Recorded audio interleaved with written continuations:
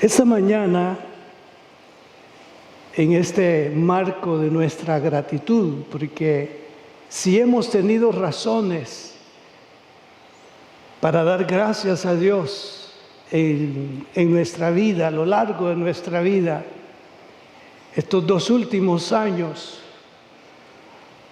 parece que son un desafío mayor para ellos. Porque en medio de todo lo que escuchamos, de todo lo que vimos y en algunos casos de lo que se padeció, repetimos las palabras de Samuel: Ebenezer, hasta aquí nos ha ayudado el Señor. ¿Cuánto le damos gracias a Dios? Gracias sean dadas al Señor por su protección, por su cuidado. Entonces, en este marco de gratitud, yo quiero llevarles a una actitud de adoración. Y lo suscribo en el concepto de ofrendar para Dios. Espero que el mensaje, al mencionar la palabra ofrenda, no predisponga a ninguno de nosotros, sino que nos inspire y nos anime a ver lo valioso que es ofrendar para Dios cuando Él mismo nos lo pide. Y si Él lo pide, Él razones tiene para ello. Pero desde luego queda en el marco de la voluntad de las personas y en el caso del creyente. Si yo hago una diferencia entre las personas comunes con las personas que nos denominamos creyentes, nosotros entonces somos los indicados a escuchar la voz del Señor en cuanto a esto.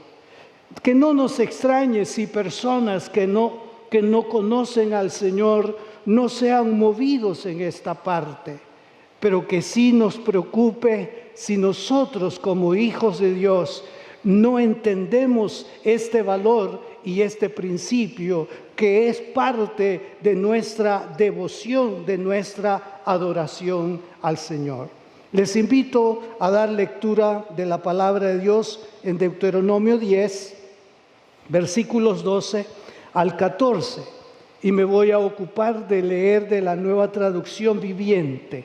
Dice así la palabra de Dios: y ahora, Israel, ¿qué requiere el Señor tu Dios de ti? Solo requiere que temas al Señor tu Dios, que vivas de la manera que le agrada y que lo ames y lo sirvas con todo tu corazón y con toda tu alma. Debes obedecer siempre los mandatos y los decretos del Señor que te entrego hoy para tu propio bien. Mira, los cielos más altos y la tierra y todo lo que en ella hay pertenecen al Señor tu Dios. Esta es una palabra extremadamente maravillosa para que nosotros podamos buscar la mejor comprensión y abrir nuestro corazón de tal manera que encuentre cabida en él mismo. Y no debemos de ver esta palabra como ordenanzas antojadizas de parte del Señor, sino que debemos considerarlas como su derecho. Él tiene las atribuciones para poner demandas, para establecer órdenes, para hacer de nosotros lo que más desee y esperar de nosotros una reciprocidad, si cabe la palabra. Dice que Él va a bendecir estas consideraciones de nuestra parte. Y cuando Dios se empeña y se compromete a bendecir, nosotros podemos tener una claridad al respecto. Promesas de personas podemos no verlas cumplidas, pero las promesas que Dios ha hecho y hace son fieles y se muestran día a día en nuestras vidas. El texto dice claramente que debemos de obedecer siempre los mandatos y los decretos del Señor. Significa esto que no existe temporada como para no hacerlo. No existen circunstancias como para no hacerlo. Esa actitud que debemos de tener en cualquier situación o circunstancia de honrar al Señor, el Señor lo verá o lo ve con agrado y Él no dejará de cumplir nada de lo que Él promete en ese marco, en esa referencia. Así que de este pasaje quiero hablarles sobre 3 aspectos. Primero, Dios ordena que lo primero le pertenece absolutamente a Él. Segundo, Dios ordena que lo mejor es para Él. Y tercero, Dios se impone a sí mismo bendecir su fidelidad. Vamos por parte. En primer lugar, ordena que lo primero le pertenece a Él. Y esto es por principio. Dice el Salmo 24:1, de Jehová es la tierra y su plenitud, el mundo y los que en él habitan. Esta palabra no merece discusión de ninguno. Todo le pertenece a Dios. Ciertamente, Dios permitió y estableció el gobierno humano y permitió que en el gobierno se establecieran los principios y derechos de propiedad, precisamente para llevar a los ciudadanos a un respeto común, que cada uno pueda decir: hasta aquí llega mi propiedad y de aquí para allá pertenece a fulano. Eso fue sabio y usted sabe que es valioso, pero al final el ser humano nada más recibe eso que se dice mío prestado, en calidad de préstamo. No somos absolutos. Por eso es que en la antigüedad Dios estableció una fecha, que cuando alguien compraba una propiedad, que en el año de jubileo esa propiedad quedara liberada, no pertenecería a perpetuidad a la persona que la compró, sino que a ese tiempo el comprador regresaría esa propiedad al que se la compró en el pasado, para que el hombre no piense que le pertenece. Esa era una manera de reconocer que toda la tierra le pertenece a Dios. Y aunque ahora eso, en el Estado de Derecho del que se habla, no sucede, sino que nosotros, si tenemos un bien, aspiramos a heredarlo a nuestros hijos. Y eso es parte de las facultades que Dios da a la familia. Pero debemos de tener esa claridad de que del Señor es el mundo y los que en él habitan. El Salmo 50:12 dice: si yo tuviese hambre, no te lo diría a ti, porque mío es el mundo y su plenitud. Si yo tuviese hambre, no te pediría a ti, porque todo es mío. Así que este principio, los cristianos debemos de tenerlo muy profundo en nuestro interior, en nuestra vida. Entonces, cuando Él ordena lo primero para Él, es una disposición justa y correcta y atribuible a Él mismo. La palabra de Dios en Éxodo capítulo 13, versículo 1 y 2 dice: Jehová habló a Moisés diciendo: conságrame todo primogénito.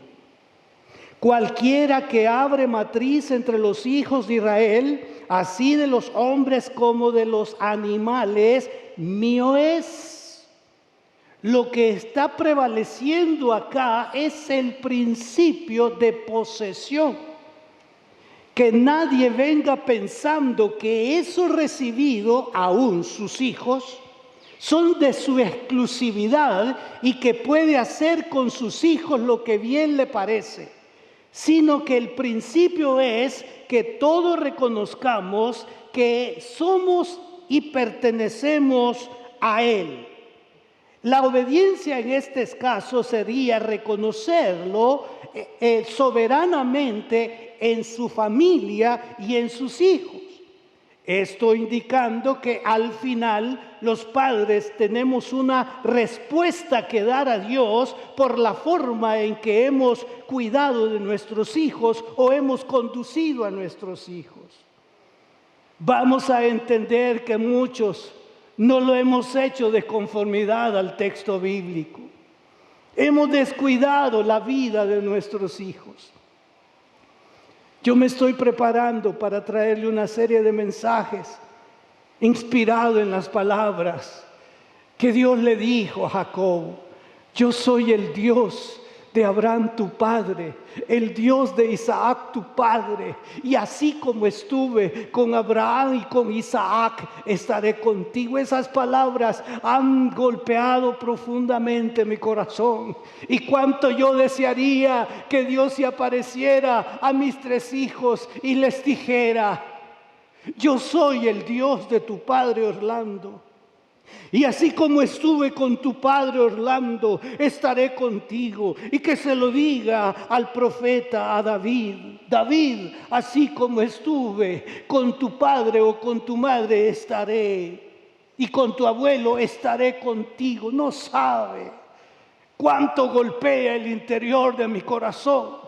Porque esas palabras me hicieron reflexionar y preguntarme: ¿qué he hecho yo con esa primogenitura o con esa herencia que Él ha puesto en mis manos? Es muy fácil decir: es que el mundo ha cambiado, pastor. Esa conducta o esas normas que estaban establecidas o están establecidas, eso ya no es para este tiempo. Quiero corregir ese pensamiento. Lo que está aquí escrito es la palabra de Dios, y para siempre, oh Jehová, permanecerá tu palabra en los cielos. Si esta palabra es considerada, si esta palabra es tomada en cuenta, la historia puede ser diferente en un mundo que se paganiza día a día. Jehová habló a Moisés diciendo: pueblo, dedícame, conságrame. El primer hijo de todo matrimonio israelita será para mí. También todas las primeras crías de los animales.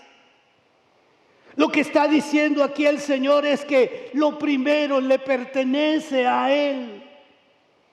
Parece que lo primero es lo más robusto.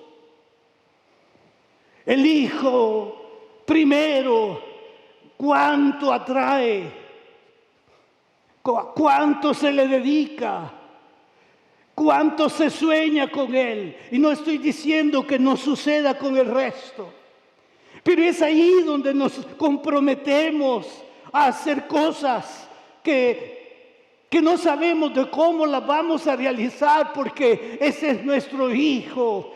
Ayer Byron, nuestro tecladista, me puso un mensaje diciendo: pastor, quiero compartirle, nuestro próximo hijo será varón. Ya tienen una niña. No sabe usted cómo se gozaron con su niña. Parece que tenía un poco de dificultad para que ella concibiera, pero la gracia y el favor de Dios les ha permitido que va a venir el Junior, así le puse yo. Le damos la bienvenida al Junior.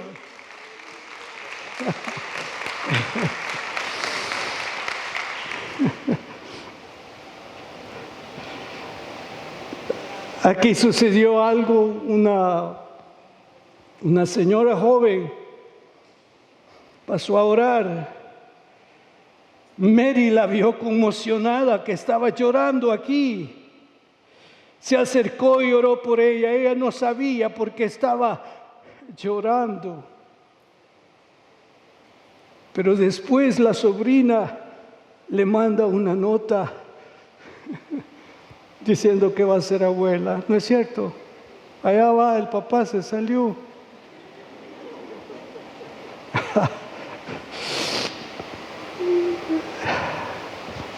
¿Qué le parece? Es que los hijos así se reciben, ¿no es cierto? En la normalidad de la vida así se reciben los hijos, como una gracia, como un favor, como una bondad de Dios. Y los padres nos empeñamos a hacer lo mejor para ellos, porque pertenecen al Señor. Sí, le pertenecen todos. Pero que Dios quiere que en ningún momento nuestra devoción, nuestras energías se entreguen totalmente a Él o a ellos, porque todo le pertenece a Él. Y quiero decirles que para tomar esta decisión, eso no lo sometió a votación pública, sino que lo determinó: mío es. Y aquí no pidió opinión y creo que no sigue pidiendo opinión. Lo primero le pertenece a Dios. Si lo cree, dígame, lo primero le pertenece a Dios. El mundo puede negarle lo que a Dios le pertenece, intencional. Pero los hijos de Dios no podemos. Sus hijos no podemos. Sus hijos podemos llegar a decir: de lo recibido de tu mano, todo te pertenece, Señor, y gracias por lo que has puesto en las mías. Con la consagración de lo primero estaría garantizado el resto. El plan de Dios entonces no es antojadizo, no era simplemente decir que el primero de los animales o el primer fruto me pertenece, no. Era una puerta abierta para la prosperidad y la bendición del mañana sobre la obediencia de sus hijos. Leo esto textualmente. Cuando nace el primer cordero de un rebaño, no se sabe o no sabe cuántas crías más podrá tener esa oveja. Sin embargo, Dios no dijo: deja que tu oveja tenga 9 crías y entonces me da la próxima. No, Dios dice: dame la primera. Si es lo único, pastor, que tengo. Entonces cuando eso se termine, se terminó todo. Pero si eso es lo único que tengo y es lo primero, mi mañana está seguro en Él, no en el objeto o sujeto que tengo conmigo. La seguridad suya y mía para el futuro reside en Dios, no reside en lo que hoy nuestros ojos ven. Lo que nuestros ojos hoy ven puede ser que de un momento a otro ya no lo veamos, pero cuando estamos sometidos, inmersos absolutamente a los principios de Dios, podemos estar seguros que el próximo paso será un paso bendecido de parte del Señor. Él sabe cómo opera. Él sabe qué mueve, Él sabe a quién ordena. Lo que se dice con esto es que cuando damos lo primero, estamos redimiendo el resto. Redimir es conservar, redimir es garantizar esa seguridad, lo que viene para mañana. Pero yo sé que siempre se requiere fe para ello. Si no hay fe, no vamos a actuar. Si vamos a cuestionar a Dios y a su palabra y al predicador, no vamos, hermano, a ver las cosas diferentes. Le decía a Dimas que su mamá el domingo puso en mis manos sus primicias y me conmocionó tanto cuando con lágrimas me dio testimonio. Y me estaba diciendo lo que me dijo. Yo solamente dije en mi interior: esto es tuyo, Señor, redime el resto. Tú sabes su mañana, tú sabes su casa, tú la conoces. Y ella nada más está haciendo lo que en su corazón y en fe tú le pones. Y tú no defraudas la obediencia de tus hijos. Él no defrauda la obediencia de tus hijos. Hemos tenido testimonios extraordinarios de hermanos que han consagrado lo primero. Usted no puede imaginarse cuántos testimonios que estimulan mi vida y me indican que Dios es fiel. Dios es fiel. Dios es fiel. Yo celebro porque Dios es fiel.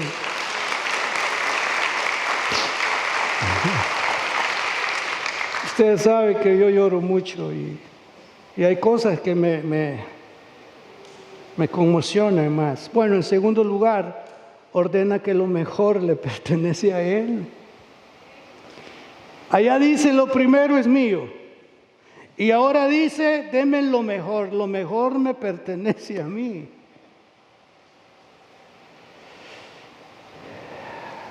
Sabe que cuando Él habla de ofrendas, antes de que se establecieran como leyes, ya se habían dado ofrendas. Y hay una ofrenda que quedó en la memoria extrema de Dios, fue la ofrenda de Abel. La ofrenda de Abel. Caín y Abel llegaron y dieron ofrenda. Y aconteció andando el tiempo que Caín trajo del fruto de la tierra una ofrenda a Jehová.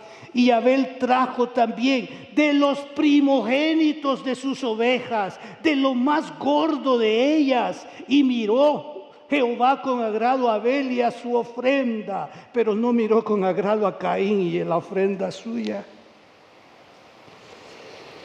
¿Cómo es que estos aprendieron a ofrendar? No había liturgia. Apenas eran 4 o quizá más en ese hogar. ¿Cómo crecieron estos?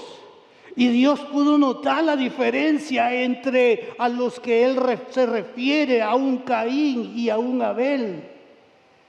Esto como que nos da la pauta de que en las casas los hijos no son iguales. Pero el hecho de que nosotros veamos que no son iguales, no nos debemos de suscribir que así nacieron y que así van a desarrollarse. Hay una pincelada que dar de parte de los padres y esa pincelada está de conforme a la palabra de Dios. Son diferentes. Pero lo que los hará igual será el conocimiento de la palabra de Dios. Pero si los hijos quieren permanecer en sus diferencias y no ser conforme al corazón de Dios, lo podrán decidir.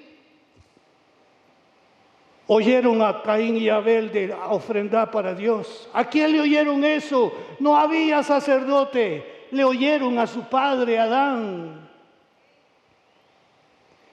Y Adán recibió las ofrendas de sus hijos. Ellos llegaron y dijeron: papá, estas son las ofrendas nuestras para el Señor. Él la recibió igual. La diferencia la hizo Dios. ¿Entiende eso? Vamos a ver igual lo que damos, pero la diferencia de la actitud la verá Dios. No sé, ayúdenme porque estas prédicas yo no las doy. Yo creo en esto, hermano. Sí, yo creo en esto. Dice que vio con agrado la ofrenda de Abel. Y dice claramente, porque él dio de lo más gordo de ellas. Equivale a lo mejor. Ahora viene Dios y a través de Moisés le pide al pueblo que le ofrenden lo mejor. ¿Sabe? Pidió la grosura del animal. Éxodo 29:22 dice: luego tomarás del carnero.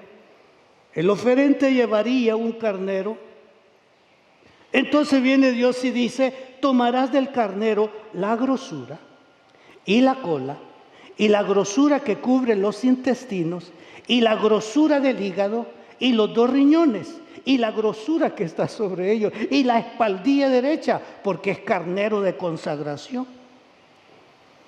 La palabra grosura denota lo bueno e importante, indica lo excelente, de donde pasa a designar la parte más rica o buena de un animal o persona. ¿Sabe que mi intención era traer una parrilla?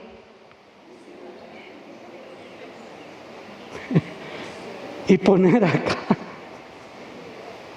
a quemar al filet mignon, la grosura. Y eso tenía que ser hasta quedar carbonizado, quemado totalmente. Y sería el humo, ¿verdad? ¿O cómo? La grasa. La grasa, no. Eso es lo que le da sabor.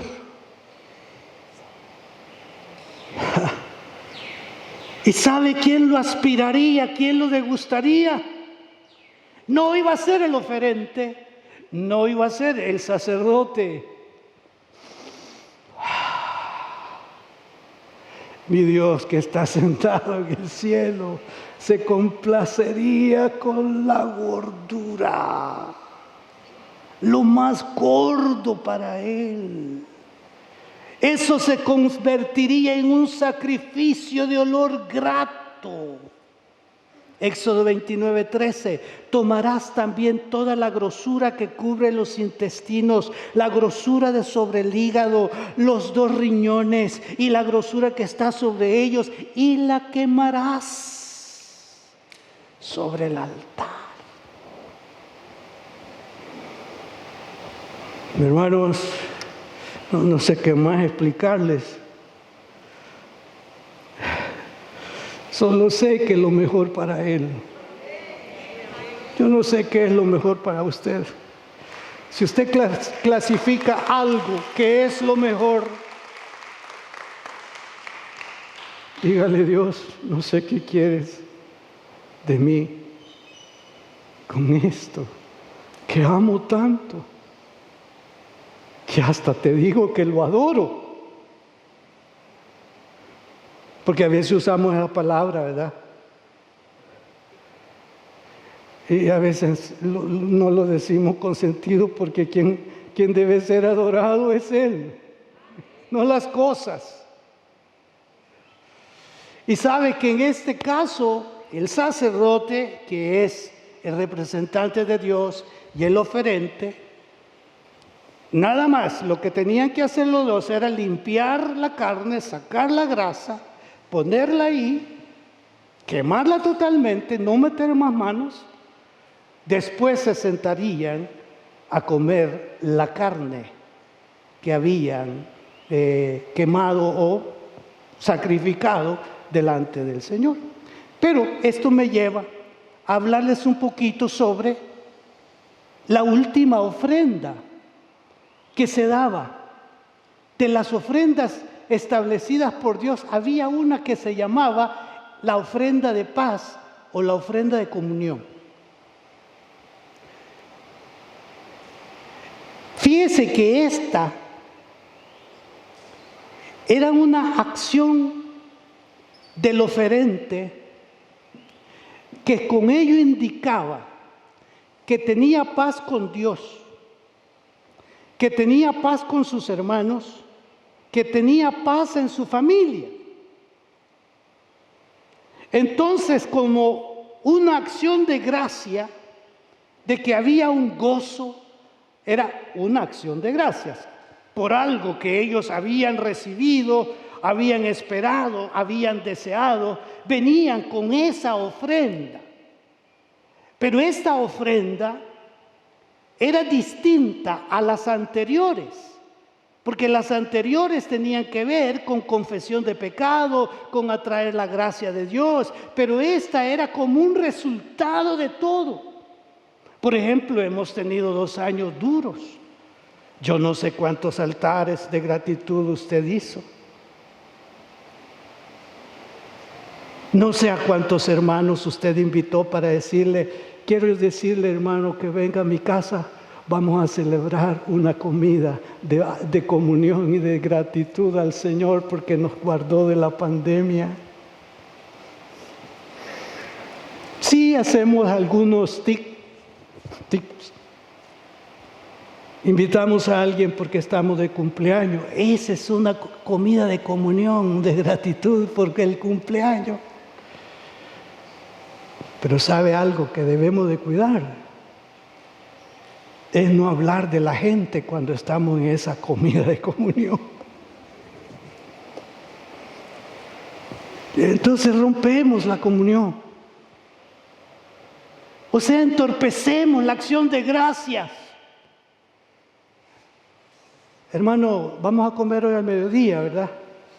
Ah, sí, gracias. ¿Dónde nos vemos? En tal parte. Gloria a Dios. Bueno, hermano, qué bueno que estamos aquí. Con lo que nos salió el pastor ahora, ¿verdad? Hermano, por favor. Ya esa comida se arruinó. Allí no está Dios en esa acción. Nosotros mismos lo expulsamos de ese convivio. No lo deseábamos, pero algo se nos metió en la cabeza. O hablar de alguna otra situación, de persona más. Ah, hermano, qué delicada es nuestra fe. No sé si usted se había puesto a pensar que es delicada nuestra fe y nuestro servicio a Dios es delicado, hermano. No hay tiempo para esas cosas. Por eso la gracia de Dios se nos ausenta muchas veces. Y nosotros nos quedamos preguntando que no hubo presencia de Dios. Sí, puede ser que alguno no la haya experimentado, pero otros van con regocijo y van diciendo, Señor, me hablaste. Señor, has bendecido mi vida, has llamado la atención a mi alma, me has dicho lo importante que es estar en paz contigo, porque toda paz hacia los demás depende de la paz que tenemos con Dios. Por último, tengo mucho más que decir, pero se impone a sí mismo el bendecir a los oferentes. Denme lo primero, denme lo mejor,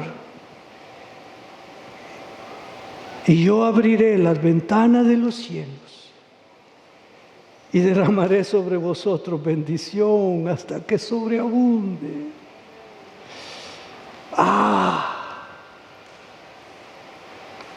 Esta palabra hubiera sido para decir usted gloria a Dios, amén, para pararse y decir gracias, Señor. Porque Él está haciendo voluntariamente un compromiso. Por mi adoración y por mi obediencia está haciendo un compromiso. Y probadme ahora en esto, dice Jehová de los ejércitos, si no os abriré la ventana de los cielos y derramaré sobre vosotros bendición hasta que sobreabunde. Muchos han estacionado su obediencia y fe a que el principio de diezmar no es aplicable en nuestro tiempo. Que eso fue para el antiguo tiempo y eso no tiene nada que ver con el Nuevo Testamento.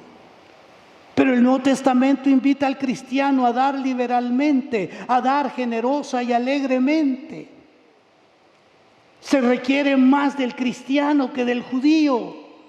Ciertamente Dios no pide menos del cristiano que lo que pidió al judío. Sin duda, el cristiano tiene que empezar con el diezmo y sobrepasarlo, tanto como le dicte su amor hacia Dios.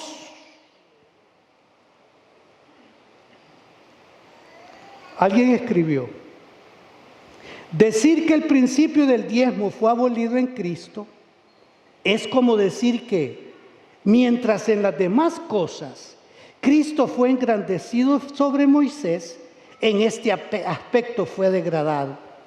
Esto suena a un retroceso espiritual del Evangelio. Se podría intuir que el Evangelio redujo el nivel de liberalidad del hombre hacia Dios. El cristiano, con más y mejores bendiciones que el judío, quiera dar menos. Igual que decir que el judío hizo más bajo la ley sin amor que el cristiano bajo la ley del amor. Yo, cuando leí esto, es como si dijéramos que el Sinaí es más fuerte que el Calvario, que el fin es mejor cuando se espolea a Moisés, que cuando Cristo llama amorosamente. Hermano, lo que usted y yo hemos recibido, el pueblo de Israel lo rechazó. Y somos bendecidos con toda bendición espiritual. Y esa bendición espiritual se transforma en asuntos necesarios para la vida. Yo no sé la operatividad que Dios está haciendo con usted por su fidelidad, por reconocer que lo primero es de Dios, lo mejor es para Dios, y que la consagración de nuestros diezmos y ofrendas son nuestra seguridad en tiempos de bonanza como en tiempos de crisis. Esto va prolongándose. Yo no estoy hablando de los conflictos ni del país ni del conflicto allá en Asia. Pero ustedes están leyendo, están oyendo y están diciendo, bueno, mientras estos siguen envueltos en la crisis esta, tales productos van a escasear. Y como que vamos a estar como en los días del Eliseo, cuando el estiércol de paloma había subido de precio. Ya no había pan y compraban el estiércol de paloma y hasta el estiércol había aumentado. Pero Dios tenía un plan. Y como el Dios de Israel sigue siendo el mismo, Él tiene un plan para nosotros. Él tiene un plan para nosotros. Está escondido en su voluntad, en su potestad, en su capacidad, en su dominio. Pero ¿qué va a hacer que eso suceda? Mi adoración, mi obediencia a Él, porque todo le pertenece a Él. Dios es un Dios amante y generoso. Si usted ha dejado de ofrendar y diezmar, hizo mal, apreciado hermano. Disculpe la claridad y la franqueza con que se lo digo. Quizá usted sienta que aún en medio de eso ha mejorado. Bueno, Dios es soberano. Pero eso no equivale a que usted diga que es bendecido por su obediencia y por su devoción. Es por la soberanía. Entonces, hermano, me escondo en la soberanía de Dios. Porque Dios no impone cosas. Hermano, perdone. Si usted entró por la puerta salvífica, todo, usted le pertenece a Dios. Y si usted le pertenece a Dios, le pertenecen a Él sus cosas. Le pertenecen a Él sus cosas. No solamente por decirlo que Él es dueño, sino que es nuestra garantía. Hay testimonios. Cada vez que yo veo aquí sentado a Jimmy, mi hermano Jimmy, me recuerdo esa vez, perdón Jimmy, pastor me dijo, ya no voy a trabajar donde he estado trabajando, me quitaron el trabajo. De veras. Ay, hermano. Pero me han pedido que me quede interinamente. De empleado fijo a interino. Hermanos, el interinato no se ha terminado. ¿Cuántos años hace, hermano Jimmy? 10, 15. 15 años de interinato, hermano. Y el interinato con alguna mejoría, ¿verdad, Jimmy? Con alguna mejoría. Yo le podría decir de algunos otros. Pero yo no quiero ablandar su corazón, porque si el Espíritu Santo no se lo ablanda, yo no lo puedo hacer. Lo único que quiero es aconsejarle. Dios es el dueño de todo. Demos lo mejor para Dios y seamos fieles con nuestras ofrendas y nuestros diezmos, y los cielos se van a abrir. Y si usted ama a sus hijos, herencia dejará a sus hijos. Bendecidos serán sus hijos. Y si usted ama a sus nietos van a ser bendecidos por todo, por toda su fidelidad delante del Señor. Pónganse de pie y quiero bendecirles con la bendición de Jacob, de Isaac a Jacob. Quiero bendecirlos con la bendición de Isaac a Jacob. Que Dios te dé mucho rocío del cielo, campos fértiles y abundancia de cosechas y vinos. Que pueblos te sirvan y naciones se inclinen a ti. Que tú gobiernes sobre tus hermanos y los hijos de tu mamá se arrodillen ante ti. Que quienes te maldigan sean malditos y quienes te bendigan sean benditos. Esa fue la bendición de Isaac a Jacob. Padre, yo bendigo a la iglesia. Yo bendigo a mis hermanos. Tú sabes cuál es su estado y su condición hoy. Su estado físico, de salud, su estado financiero. Tú lo sabes todo. Tú sabes el desempleo en el que está. Tú sabes las circunstancias. Pero tú que examinas su corazón, encuentras agrado. Y tú sigues siendo el Dios de Israel. Y tú eres el Dios nuestro hoy. Que sobreabunde la gracia y la misericordia y el favor de Dios. Celebre ofrendas de gratitud y ofrendas de paz. Y conforme el Señor le prospere, así bendiga su obra. Que Dios los bendiga. Muchas gracias por haber estado siguiéndonos en las diferentes plataformas digitales donde transmitimos. Ha sido un precioso momento el servicio que hemos celebrado delante del Señor, edificando la vida de cada uno de nosotros. Y este es un momento muy importante. Deseo invitarles a que abran su corazón y reciban al Señor Jesucristo como su único y suficiente Salvador personal. Si está de acuerdo con hacerlo, repita esta oración después de mí. Señor, te entrego mi vida a esta hora. Reconozco que soy pecador y que solamente en ti encontraré el perdón. Lávame con tu sangre en este mismo momento y conforme a tu palabra, escríbeme en el libro de la vida.